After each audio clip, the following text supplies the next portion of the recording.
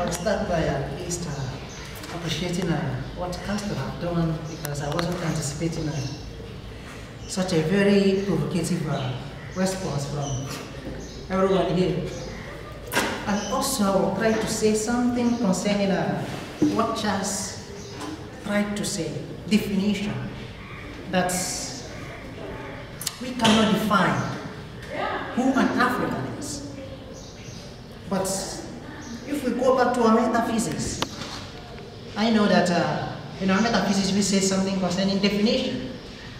And what is the other name for definition? Is essence or nature of something. And then what is definition? We say definition is the approximation of approximate genus and specific difference. So definition is the categorization of approximate genus and specific difference to something. And in this we try to say that the only thing that cannot be defined is being itself in metaphysics. That the only thing which is undefinable is being, because being has no approximate genus and specific difference. So from that regard, we can say that actually we can say that Africa can be defined. So I will try to differentiate between maybe defining Africa and multiple definitions for something of Africa. So now we can say we have maybe 10 definitions for Africa, and differentiate it from not having any definition at all of Africa. That's the first point I wanted to react to. And then the second point I want to say is concerning our conception of speculations. Because we philosophers are always being attributed to speculation.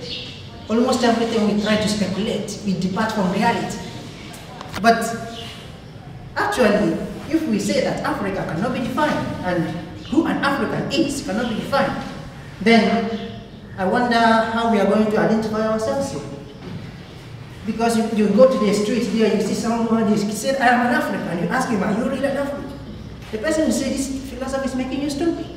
Of course. So definitely, there is something which is there in an Africanness. That is, there is something that makes us an African. Of course it's there. Saying it's not there means that we are actually stupid when we are saying somebody is an African. And now it is maybe our duty as philosophers to articulate this matter and find out exactly what it is. And with that I will try to differentiate between two things. Africa and African. Africa, we know, is a person, a human being.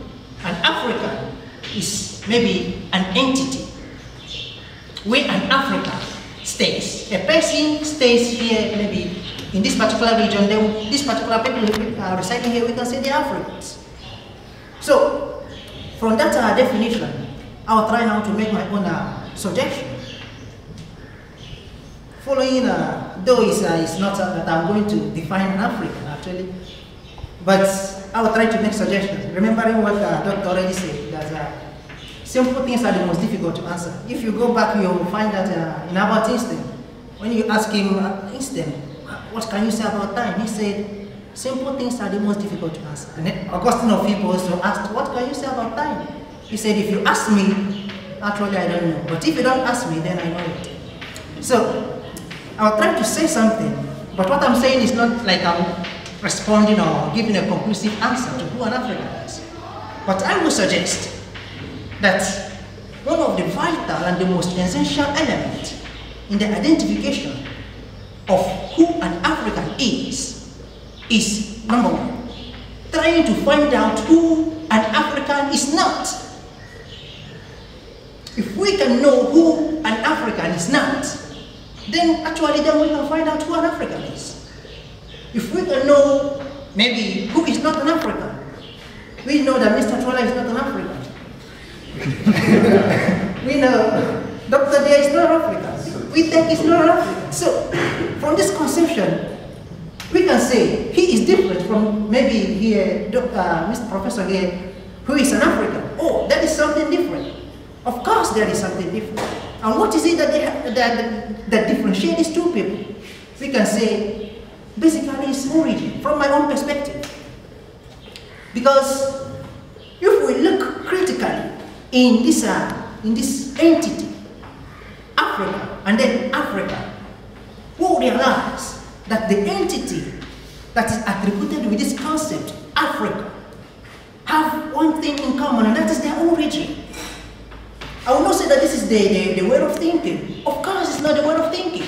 Because if it is the way of thinking, why now the blacks in America, they are identified as African American? It's not. Why not call them Asian American or any other name, for instance? But they are called African American. Because of what? Because of their origin. I suppose that's because of their origin. And it is this origin that determines everything, because we cannot say that even an African can be defined by color. Of course not. If you go to Australia, for instance, the indigenous Australians are black. So there are black Australians. So black are Africans. So we cannot say it's black that defines Africa. The same thing with India. We know that the Sudras from India, they are blacks. So of course Africa, they are black. So we cannot say it's color. We cannot say it's geography, of course, because if we say it's geography, then Professor Wittek here has a grant for saying I'm an African, because he's simply residing here in Africa. We can't say it's geography, of course. Of course, also, we can't say maybe it is language, because definitely, at least Dr. Trella here, sometimes I hear him using Swahili concepts. So if it is language, then he's an African. But I suppose definitely it is something related with origin. It is not their consciousness. No. If it is consciousness, people born in America that have that American consciousness cannot be called African American. Why put Africa there when their consciousness is completely oriented to America? I think definitely it is something to do with their origin. That origin they share in common is their specific difference and proximate genus. It is their proximate genus because in the entire Africa, here in Tanzania, here in Kenya, in Nigeria, in Ethiopia, there is something common, origin. And then this origin is actually what differentiates these people from maybe people in Europe, people in Australia. This is it's a fact which is not simply justifiable, but at least can be contextualized in this concept.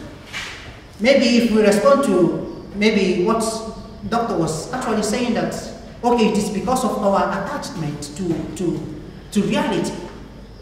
But maybe if you go to America now, example, Latin America for instance, Bolivia for instance, these people are also attached to reality.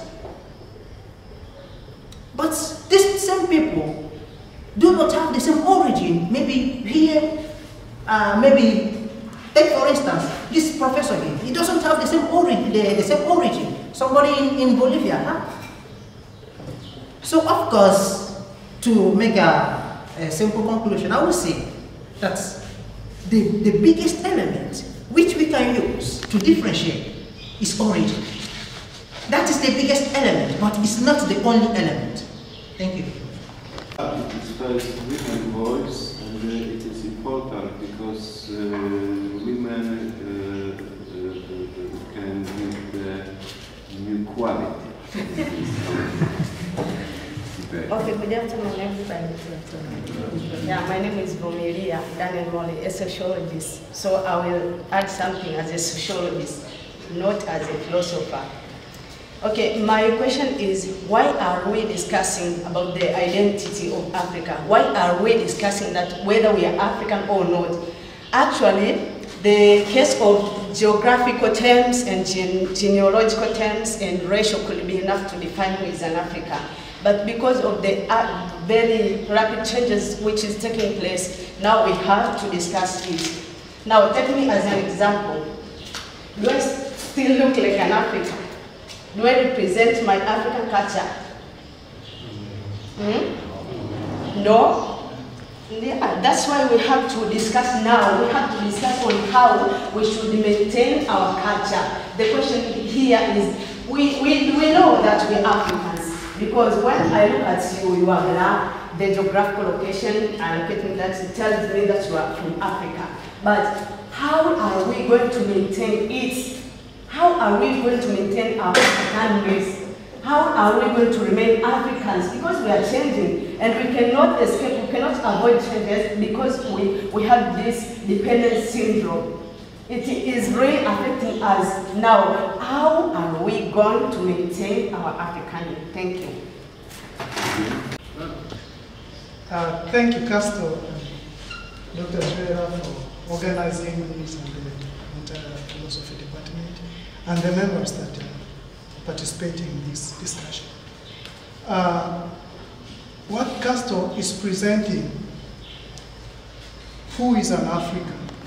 An identity of an African. What are we looking here?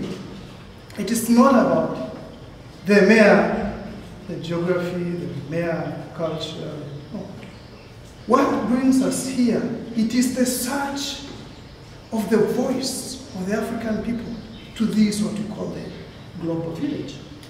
Okay, so you cannot neglect 1 billion people, Africa, and then you say, this is, it's not Africa. Help us now to achieve this goal. What is the role of Africa towards this? And this, we cannot have it without having what Castor is trying to speculate. Then, what should be our identity? Should it only be by geography and so forth? No. That is, we need to go beyond that. And that's what has been presented. And then the next level now, what is proposing now is, then having an identity is okay. Then what do we do with this identity? It is the one voice that represents the billion people of Africa to this global village in terms of education, in terms of economics, in terms of politics, in terms of social life, and everything. Do we really have a position in this global village, global reality? Today, it is a reality that cannot be addressed as symbols.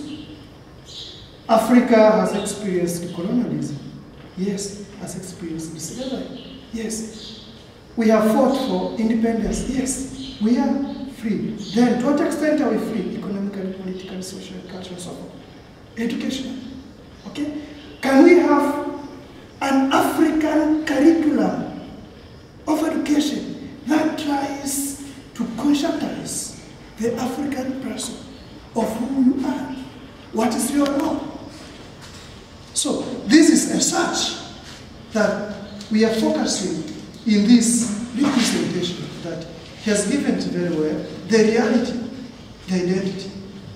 And this identity, it's a call now for a one voice, a voice of a more than 1 billion population that tries now to articulate a single voice that represents an African culture, an African politics, an African philosophy, an African education, an African social life, and the entire culture of the African person. So, I appreciate your role, and let us not end here. Let us take a step further. As Dr. Marwa is saying, okay, is it this connectedness? It's what brings us now together as a one voice, that a race that has been oppressed, a common history. Then what is this? A common future destiny. This is what is calling us today.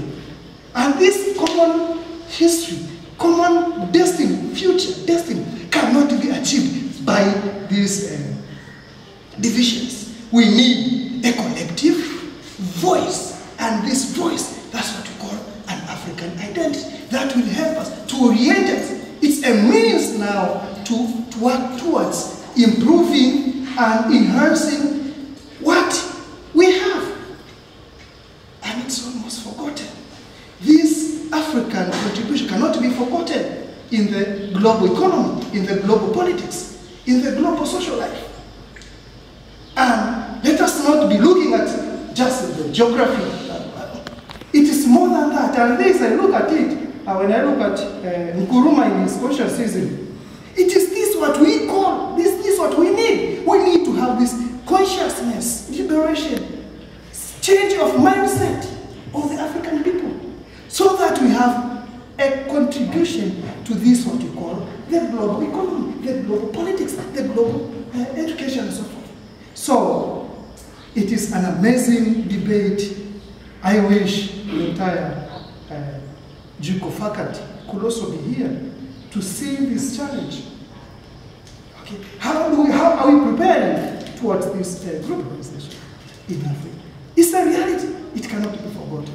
So that is an amazing, I think, let us work together as Castro is breaking this vicious circle of looking at Africa as if it's nothing. You cannot say nothing. 1 billion people of Africa. No, that's a very big job.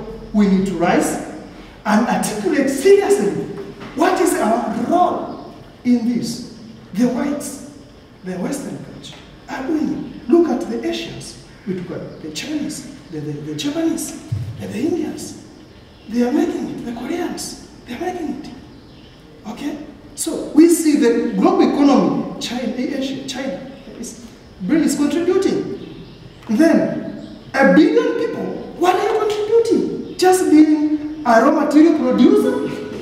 No. We need to have something that orients us, that you can contribute to this. So thank you very much. Okay, I appreciate your contribution. Maybe I'll just stipulate a few comments, beginning with what our sister here. She raised a kind of question: how are we going to maintain African identities or African culture? And I'm quite very happy she just student came forward. She came forward and asked me, is she an African? Now, as she looked an African, and actually the answer, although it was not sounded, but we could say she looks not an African. Now, what should we do? Maybe this is a very good question as we are about to conclude. We as people who claim to be Africans, what should we do to retain those African cultural values in this global village? Actually, I have a few suggestions.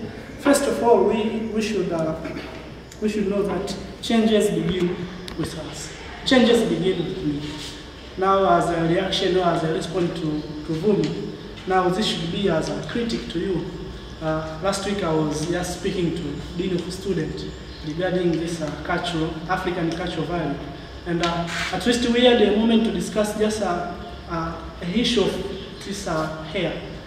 Now we are, our sisters, even our mothers, now they reject even their natural hair. And this is a challenge. If you are not proud of your natural hair and you embrace an artificial hairs, then this is one of the very controversial issues. And when I went back home, I was happy. Then I heard two guys speaking in a radio, and they were speaking on the same issue.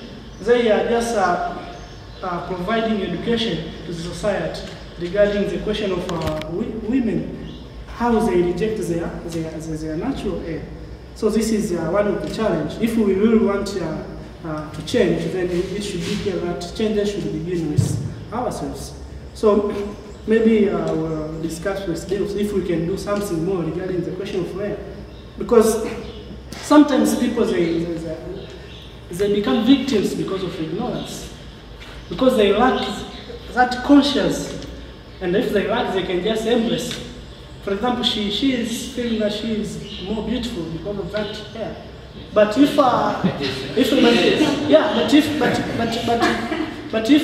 could ask maybe Dean of Students, is she beautiful? He could say that no, she is not, simply because she is not having her own hair.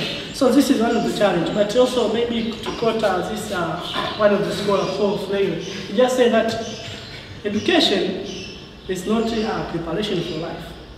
Education is life itself. As far as we are students here, we are learning. We should not take this journey of education as a preparation for life. Let us begin to live. Let us study and then live what we are studying. And this will be a spark to change our societies. But if you study sociology, you do psychology, you do philosophy, you do education, and at the end you go back to society, and the society finds you as a new person. When you left the village, you were an African. Then the day you are coming back, you are coming with a band of hair. You see, red one. Nowadays you can meet a girl with a band of red hair. You see, now you are going back to the village. Now they are wondering, what is this? So are you going to inspire them to be Africans, or you are with the education you have just obtained from school, from college, you are going even to confuse them? Now there in the village they will ask you, how can we get this? And they will say, okay, you can even establish a business. You can just distribute those there. So let us be a source of changes in our society. Maybe this is my suggestion. If we want to change the society, let us do our best to change ourselves and inspire others to change. I appreciate your attention, I appreciate your contribution. And when I was concluding, actually I wrote this is very important, that for all of us, that let us wake up and identify ourselves in the global age. Let us invest into education which will liberate Africa. It's not necessary for us to obtain such kind of education from our classes. Trust me, it just happened. One of the students asked me, oh, our lecturer has asked this question. Then I said, what is that question? Then when she showed me that question, I was, what is this? Imagine there is a teacher, he is asking your students to write short notes on the advantage of colonialism.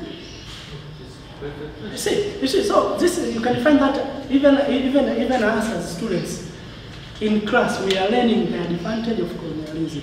But if you ask me, and if maybe that teacher could ask a question in my class, the first answer I could say that there is no any advantage of colonialism, because the intention of colonialism was not to bring any positive impact. So if it happened that those maybe we claim to be advantage or positive effect, they just happen as accident. But intentionally, there is no colonialist who came to liberate Africa. So this is one of the challenges in our educational process. Sometimes we experience such realities, but let us invest into education which will make us to liberate ourselves, to liberate our societies, and to liberate Africa. Thank you. The advantages of colonialism is not so sensible, and I will show you something. We have a concept of religion, isn't it? From social anthropology point of view, we have 7 levels of religion. If here I'm lying, because I'm not relying on my memory, and I forgot properly to identify these particular levels. But about some of them, about all of them, I'm perfectly sure. And now, in your lecture, when you are telling about religion as a source of identity, you never made reference to any other aspect of religion as this. Isn't it?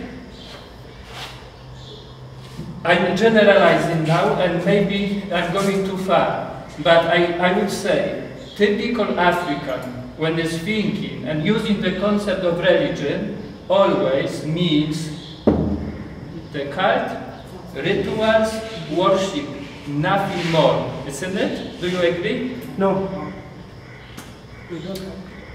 Now, if typical European or all of these traditions, Hinduism, Judaism, Christianity, Islam, here, what is the characteristic? You see that I put it that at each type of religion is developed at all levels. However, here you can put a question mark. Some people are doing it. Do we really have a doctrine of animism? Really, the name of animism in inverted commas, I'm not sure that it is to the end appropriate. It's another discussion, no time for it. Typical European is thinking about religion, is always thinking about doctrine and about ethic. And now there is a big difference between us and our sense of identities, our cultures, and so on. Why? We are using the same concept, but the predicator is different. And it concerns the same, the conceptualization of society, culture, development. I think the biggest problem is with development itself. Why? Because we are using the same word, but we have totally different meanings. And what was, you know, the problem for me? Religion is at the heart of any sense of identity, at the heart of culture. But maybe you have different view over what is shown here, but it was disadvantage in this case of your presentation, that you have been telling only about the worship of ancestors, and it is something which is determining the identity of Africa. If something is, this is my now opinion, if something is determining the development of societies, there are religious doctrines. The religious doctrines, first of all, because they are producing certain type of understandings, meanings, they produce sense of reality, and so on. At that level, you are underdeveloped here. This is the cause of lack of development of Africa. Because of that, you need Christianity and Islam. Yeah, maybe just a short reaction to what the doctor has just stated. And I said no because in my presentation, my problem was, and I was very clear that the replacement which happened. Okay, let us agree with Doctor that speaking of religion in African context, we speak about this ritual worship. Our ancestors used to go maybe into a big tree, and there they conducted rituals and worship. Now, speaking about the fact of doctrine in these traditional rituals of Africans, sometimes it is a misconception. Because our ancestors never went to a big tree because it was big tree. Because they have this perception that, this perception of God as a big entity, a big being. So they decided maybe to go to mountain, to big trees. So by the fact that there is no maybe doctrine, religious doctrine in traditional ways of Africa, but it doesn't. This is something simple which I didn't say, but it is obvious. There is no doctrine without writing. There is no doctrine without systematic thinking. There is no doctrine without abstractness. So this question mark which is there is very sensible, you know? Yeah. Actually, you're very clear. Maybe you could have this reflection. Let us go back to the Christianity, how it began. The moment they saw the core apostles stayed inside and they praying together, did they add any doctrine? Did they wrote any doctrine? So we can just develop a kind of analog. They are relying on the doctrine of Judaism. What we call, you know, and it is written already, and it is circulating across the whole tradition. And this is a starting point of another doctrine. Maybe here you have nothing written, and this is the problem because it causes underdevelopment. Yeah, by the fact that it is not written, it doesn't mean that it doesn't exist. This also should be clear. Because even the Bible has been written during the time. There was a time the Bible was not there. Yes, of course. But you cannot say that the doctrine of God didn't exist. So I accept the challenge. We as Africans, we have to write. But not simply because we have not write down. Now we should conclude that this doctrine does not exist. No. Because it's just a matter of this experience. When we discuss this issue, it should be clear that Africa is a continent which was colonized. And the colonization has a big impact to different phases of African emancipation. This is, for me, this is a fact. So sometimes we may say, okay, we didn't write you, and so on. And then maybe when it comes a discussion of African philosophy, we will also experience such justification. Okay, you have not written, but you will find that even those ancient philosophers, they came to Egypt, and from there they learned something, and they went back, they write down. So we should not claim that this guy, they are not philosophers, they have no philosophy, simply because you went, you learned, and you wrote down, you write down. See, so maybe this is also another clarification. The fact that we didn't write down, it doesn't mean that they don't exist. Thank you. Sorry. You are going too easy on it, you know.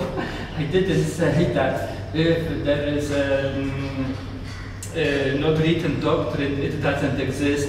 Especially to solve an issue, I put only the question mark. But the basic question here is, if the religious doctrine is really developed, is systematically, carefully thought, is put into different discourses, there is a never-ending clash of ideas and so on. Later, it becomes secularized and modernity is arising. And the sober reflection tells me that if it is modernity is not preceded by this type of religion which is suitable of producing this type of systematic knowledge, it is impossible to make this jump.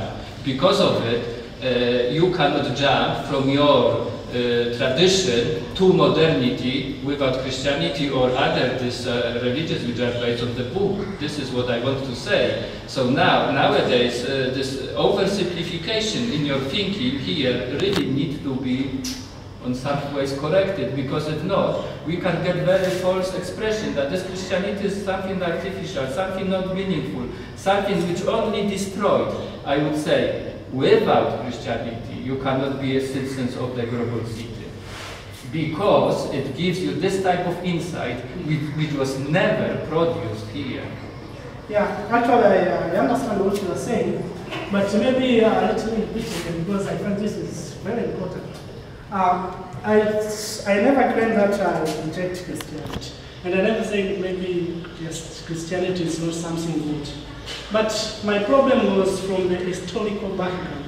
When the first missionaries came into Africa, for me I find that their misconception of Africa. They thought that they came to civilize Africa. And by such understanding, it means that we Africans were not civilized.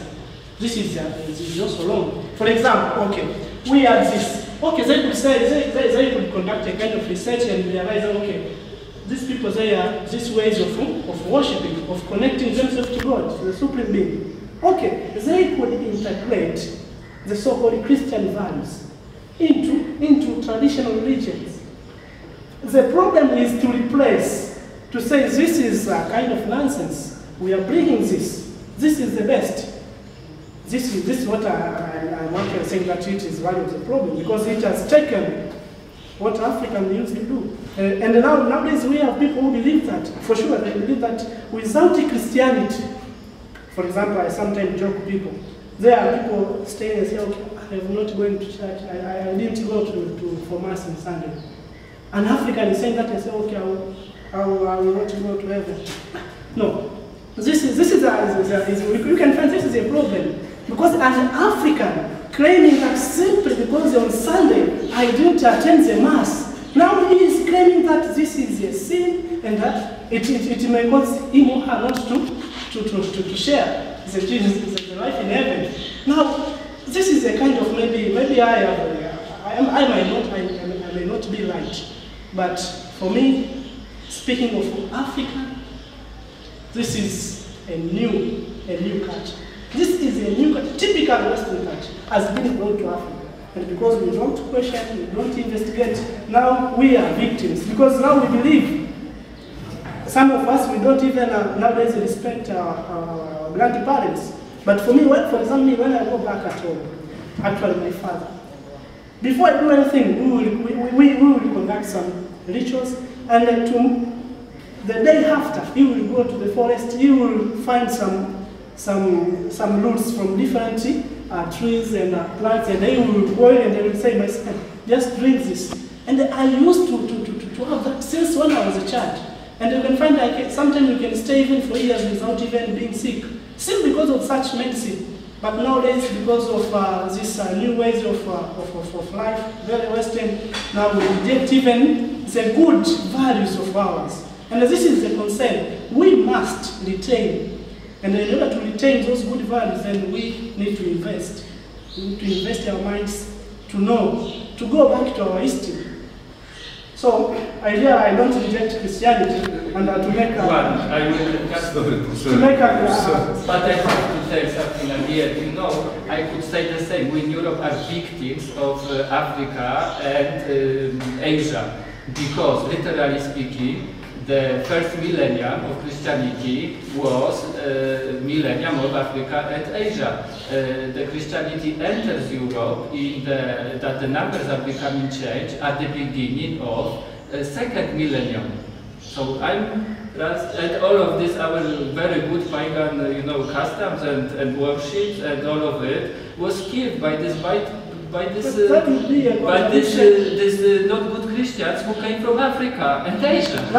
So it is the same way of thinking, and it is based on the facts, on the westernized history. That would be so another oversimplification. I didn't want to mention about it, but you repeated it second time, and you are not in line with the facts in this case. Okay, maybe this is my last. Yeah. Okay. This is right time to articulate really few words of conclusion, but not summary.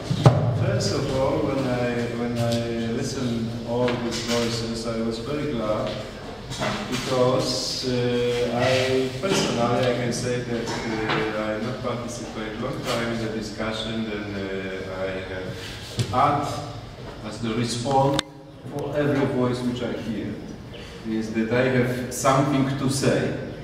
Agree, not agree, to make some clarification, etc. It's the first. But first I was thinking how to express all this, my impression in a short time, to not disturbing anyone and to not waste the time of yours, and I come to the conclusion like this. The fact that we are here still after 2.5 hours and no one leaves us, becomes 2 or 3 persons which was delayed. It is the fundamental proof that discussion is interesting, that discussion is important, that we have this discussion in a Saturday lunchtime, hot time, and no one thinking about, or even if you're thinking, you are still present here. It means that the topic is right in the essence of the problem of identity. I think that the problem of identity is one of the most fundamental questions for all cultural investigation. It doesn't matter who we are. Let me finish these remarks for the quotation taken from one of the Polish books, and by the way, one of the so-called cult movie, the Konopielka. And it is the story like this. It is the beginning of the communist government, exactly after the Second World War. They coming to the small little village.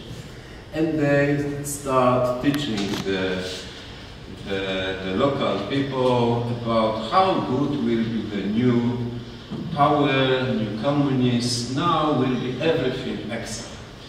And these people listen them and doubt these stories. And one of the, let me use the Swahili, mwalimu, the ideological mwalimu, asked these villagers, who you are? Are you Germans? They responded, no. Are you Polish? No. Actually, I forgot that we have in the geographical limits of Poland. Are you Polish? No. So you are Russian?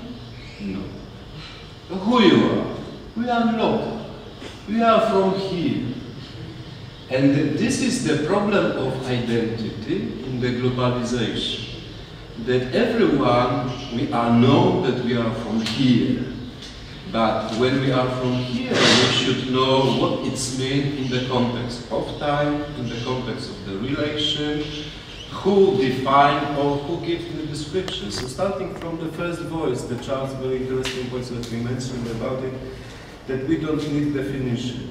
We don't need definition. If we are local, if you are from here, if we are like these villages, it is not that I claim that you are like these guys, because this movie, in fact, it is the comedy, but it is the illustration, the situation that we need permanent, generation by generation, make redefinition our identity.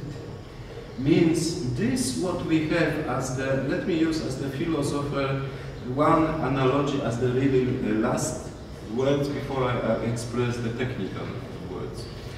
We know, starting from Aristotle, how to create the definition. We have here, Aristotle was mentioned here a few times.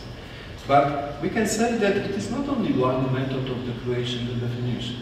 This is what I regard, that no one mentioned, and I don't want to claim that it is more optimistic vision to create the right definition or identity or description.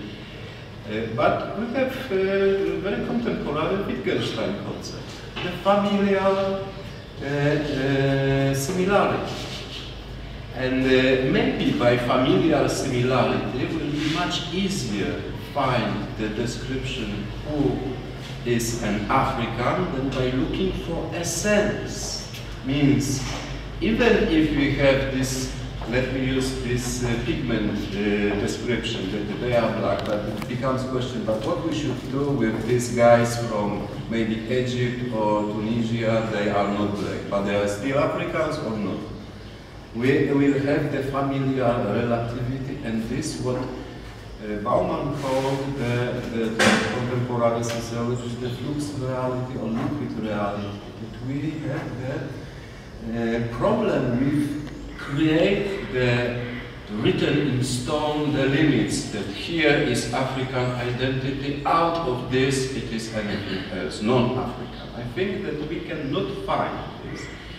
And last really sentence, I mentioned it at the beginning, we have the plan for the two next meetings, and fortunately both these topics are still connected with the African identity, but from a bit different perspective. So Castor opened the gate, and your question and your voice, your contribution opened our mind. And I'm sure that everyone who is sitting here more than 2.5 hours not will go outside regarded that I wasted time.